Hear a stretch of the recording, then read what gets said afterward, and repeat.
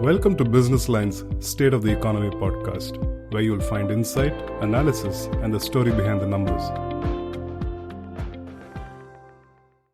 Hello, friends.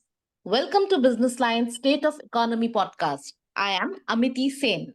The world watched with bated breath as America went to vote early this week. What appeared to be a neck and neck fight finally resulted in a decisive victory for Republican candidate Donald Trump, who became the second president in US history after Grover Cleveland to be elected to non consecutive terms. So, what does a Trump stint for the second time translate into for India? There have been great vibes between Trump and Prime Minister Narendra Modi that the media talked about. But Trump also designated India as the tariff king. Is that something India should worry about? Or is US attitude towards India truly bipartisan and there may be no noticeable change from the Biden regime?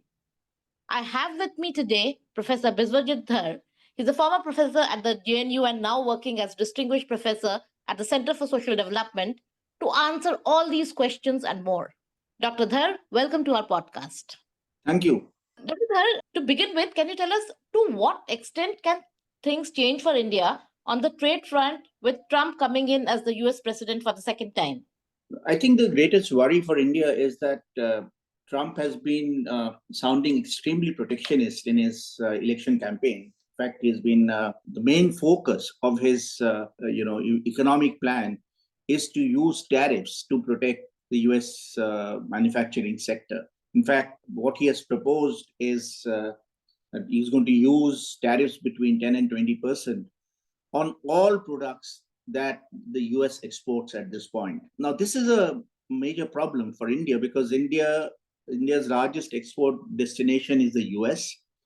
And over the past year or so, slightly more, India's exports to the US have not been doing very well. Now, if Trump carries through his narrative that he sort of using in his election campaign, he takes it through and does use the tariffs. And he said that he's very fond of tariffs. He has been explicitly saying this. I love tariffs or something like that. He said I love tariffs, absolutely. So if he carries that through, then it's certainly bad news for India. And we were hoping to expand our market access to the US. Now that doesn't seem to be possible given the new reality that Trump is painting. So I think there are major challenges for India, and we should take a cue from what happened in his first term as president, where he used tariffs to target several sectors several manufacturing sectors which were exporting to the US. And I think we should take a cue from that.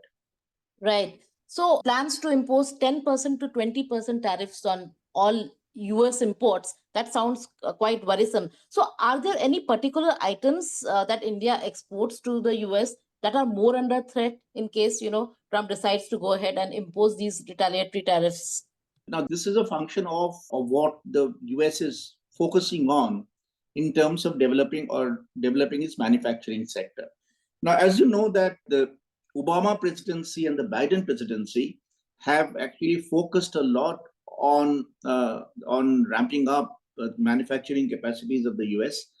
And for the first time, decades, under the Biden administration, the US has put in place an industrial policy, which is quite remarkable given the anathema that the US had for this term, industrial policy. Now, a number of sectors are being targeted, or they're being focused on in this industrial policy. Just to name a few, computers and electronics, pharmaceuticals, semiconductors, medical devices, communications equipments, autos and parts, metals and machinery. So if you look at these sectors or these industries, you'll find that India has major interest in all this. Like, computers, the electronics sector has been doing very well in India, especially in terms of exports. Pharmaceuticals, of course, India is a major exporter to the US, and communication equipments, mobile phones we're exporting and possibly hoping to export even more. If you go down that list, metals were targeted the first time over. Steel and aluminum were targeted by Trump in his first term. So all these sectors are of major interest. Semiconductor, India is planning to become a manufacturing hub. There was an understanding with the Biden administration that it would help India become a semiconductor hub. So all these sectors that are being focused on by the US now, I think Trump is going to pay special attention to them, apart from his general, sort of rhetoric about imposing tariffs across the board. And that's where the bad news is for India, that the targeting that US, at least I expect in terms of raising tariffs or using tariff protection, would be in sectors which are of interest to India. That's right. So many of the items that you mentioned, we already have them covered under our production-linked incentive, the PLI scheme. Absolutely. Where our objective is to manufacture in the country with also, the goal of exporting more. So that is how we are trying to, attract investments. But if there is, tariff barrier in the US market, it could be a big problem in India's plans. So you also mentioned semiconductors. So recently, Prime Minister Modi went to the US and there was this announcement of a big, coming together. I think I'm making a unit in West Bengal. So what do you think, is going to happen to these plans? Do you think these are going to stay on track? No. This is the biggest challenge. So how do we ensure that this is on track? Because again, on this particular issue of semiconductor, Trump has mentioned this sector several times over in his election campaign. US, of course, we know that even the Biden administration was going big, and I, for one, had doubts as to what how sincerely US is going to promote this sector in India, because after all, we would be producing it much cheaper than the US would, and therefore we would be a serious competitor to the US, US companies producing, back home. So there was, in my mind, there was always a kind of a question mark there. But now with Trump becoming the president, I think there are serious doubts. Right. So, in case, Trump actually puts pressure on the tariff front, so how does India negotiate? I mean, we can certainly not reduce tariffs for one country because tariffs are imposed on MFN basis. So how do we negotiate if this happens? Is there any room for negotiations at all? No, I don't think so, because once partner country increases tariffs, the only way forward is to initiate a dispute in the WTO, and that's what we did, and then wait for some bilateral consultations to take place, if we can, sort of, and if that could provide a window for negotiations, and then for the tariffs to be reduced. Now, but in case of the first term, when we went to the WTO against Trump's move to impose tariffs on our products, on our exports, it did. Of course, in WTO, the dispute settlement mechanism is broken, so this couldn't be settled. But the settlement, in a way, took place after the Biden administration came. It didn't happen while the Trump administration was there. So, exactly. Yeah. So Trump imposed these penal tariffs on steel and aluminium, and then it was with Biden that India struck a deal. That is right. So given that, this time around, Trump has made tariffs an issue in his election campaign, and he has gone absolutely very strongly on this issue. And if he has won this election after making these statements in his election campaign, he would take this as a mandate that he has got from the people to design his policies. So tariffs is one important part of it. The second thing I must mention in this context, that Trump has spoken about bringing jobs back to America, and this sort of dovetails with this whole idea of his to impose tariffs and ramp up manufacturing and then create jobs. So he's saying that we are exporting jobs now by importing from other countries. And what we need to do is to get the jobs back to the US. And that is further bad news. I think, if he tries to imposes policies that are in tune with this, narrative of his that he's going to bring jobs back to America. The other implications I'll discuss in a while. Yeah, right. So basically, in his address to supporters the day the results were declared, Trump talked about protecting borders. So is there a possibility, is there a fear that, US policy towards work visas can get more restrictive? Like if you just take this forward, this protecting the whole, focus on protecting borders. And you talked about, job creation, which again, Trump is, making a very big deal about. No, absolutely, because he's talked about undocumented migrants. Yeah, but this is part of the larger narrative that he has against immigration, against migrants coming in. And what we have seen in the past is that whenever this issue of immigration has become a major target in presidential elections, normally that's when it had actually the pitch has become shriller even in the past. We have seen that there is a direct impact on the grant of H-1B and L-1 visas. So it starts from undocumented migrants, illegal immigration, and the fallout is on legal migration and H-1B and L-1 visas. So we'll have to wait and watch, how this thing pans out, because the goods sector, we have been discussing, the goods sector is surely going to be hit if the tariff plan that Trump has goes through.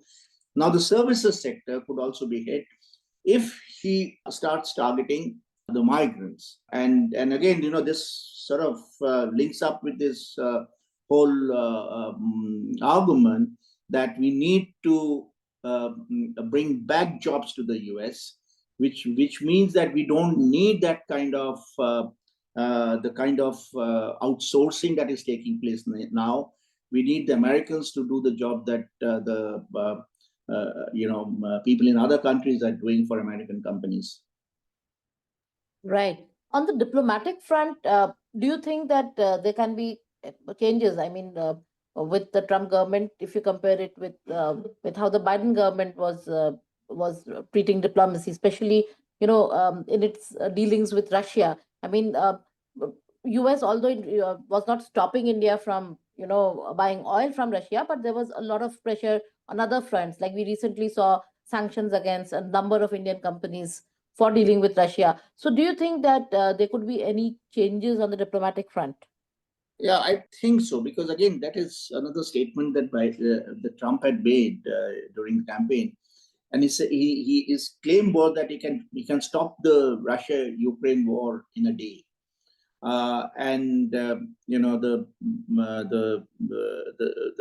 the present administration, the Biden administration, and a lot of other the Western allies were worried about this, and they took it as a signal that that Trump, if he gets into power, and he has got to power now, will get closer or renew his friendship with Putin, and then then put his weight behind Putin, and of course then Ukraine will not have any legs to stand on. Now that's a real possibility. The way Trump has done business in the past, that's a real possibility. So that is going to change a whole lot of things. Now, the sanctions issue that you raised, the sanctions issue was actually gaining ground not just in the US but also in Europe currently. A lot of the European Union feels that a lot of Indian companies are violating the sanctions, and they have also been talking to India, not really targeting, but persuading India to stop those companies from dealing with Russia. So the sanctions issue has become quite large, and it could actually affect India's Indian businesses. Now, under that scenario, then there could be a positive spillover. Because if the sanctions, if the Russia-Ukraine war stops, then of course there's no case for any sanctions to continue. Then things would become better for India. But I think the geopolitical map will look very different then. How the US and Russia will deal with Europe will be very interesting to watch, especially because Europe is still considerably dependent on the US for its military support. And Trump has been consistently arguing that the Europeans should pay for being defended by the US. And also he has some pretty harsh words about NATO. So the Western alliance could undergo a serious change if Trump sticks to his rhetoric. Right. And what about China? Do you think Donald Trump will be more firm in his action against China than the previous regime? And will there be any spillovers? Like will India be affected through these change in actions? No, China will certainly be targeted more. There's no doubt about it. But the important thing is that even we had seen in the past as well that China showed a degree of resilience, and I think what is going to draw Trump's attention to China even more is that China's exports to the US recently has been increasing. And the one thing that Trump does not like is trade surplus that other countries have or maintain vis-a-vis the US. So that's why India has also been targeted. So China is surely going to be targeted. And I have no doubt that I think a lot of people have been talking about the beginnings of a new Cold War. And this could very well take shape under Trump. Right. So we saw that Biden, came up with this whole concept of the of the Indo-Pacific Economic Framework, to counter China's influence in the Indo-Pacific region. So do you think that, Trump is going to continue with this since the negotiations, negotiations are like almost towards the end? I think there is just a problem in one pillar. Or do you think, Trump may just shelve it because it was Biden's baby? Yeah, that is entirely likely because what Trump did in his first term was one of the first things he did after entering the Oval Office was to announce that US was exiting from the Trans-Pacific Partnership Agreement.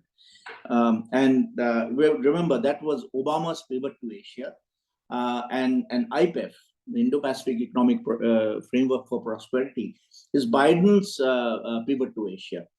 And what we have also seen is that Trump does not believe in continuity. He wants to do things in his own way. And I will not be surprised if he junks IPEF. Again, the other thing that Trump doesn't like is to work in these groupings. And I think that is one of the reasons why he hates the WTO. He doesn't want the kind of a multilateral framework.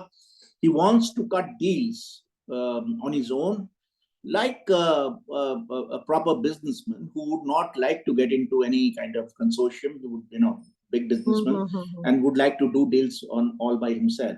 So IPEF is in real trouble, I think, judging from what he did in the past. Right. So you just mentioned WTO. Do you think that, the WTO will lose its relevance further under Trump 2.0? Yeah, no doubt about it. And in fact, Trump had ensured that the WTO lost its relevance considerably.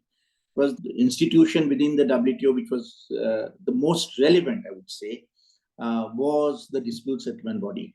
And once the dispute settlement body was broken, then, I think most of the relevance of the WTO really became went out of the window because as a negotiating forum, WTO had lost its relevance long back. Once the Doha development agenda was effectively junked, the negotiating arm was done, and the dispute settlement arm was killed by Trump. Now, the interesting thing would be for all of us, in what way does he kill the WTO? The fact that he's going to, sort of attack the WTO, downgrade it, is going to be there. But is he going to kill the WTO and make, toss it out completely? Now, that is going to be a serious kind of a situation, because we need a rules-based trading system. Global trade cannot continue or cannot take place for even a single day without these kind of transparent set of rules, whatever they are. A lot of us have problems about the rules, but they are there. But if the rules are taken out completely, then it's going to be anarchy, and possibly that's what Trump would like, that he would then start dealing with individual countries the way he likes, and we will be into this whole world of unilateralism once again, the way we were prior to the Second World War. Right. So it seems there are many, many things now for us to wait and watch out for. Yeah. Thank you so much, Dr. Dhar, for bringing Thank you very much. Thank you more very much for clarity having me. for us and our listeners on this fascinating issue of US elections and its impact on India. We certainly hope to have you with us again soon. Everyone, have a great day. Thank you very much. Thank you.